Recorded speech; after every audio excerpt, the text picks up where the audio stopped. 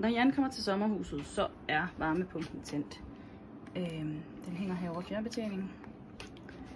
Hvis I vil have kan tænde og slukke den på den midterste knap her. I kan også skifte over til heat. Jeg trykker på mode og peger op mod varmeblæseren. Det er sådan så dit. Så har I heat 24 grader. I kan skrue op og ned for temperaturen her. I kan også vælge, om den skal være stille eller give den gas. Og hvis I skubber den her ned, så har I mulighed for at ændre på fan speed og swing.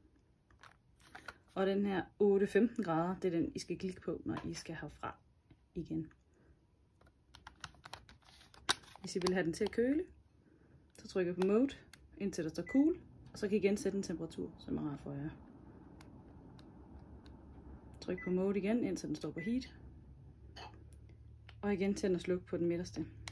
Og når I smutter, trykker på 8-15. Og så blæser den luft rundt i hele huset.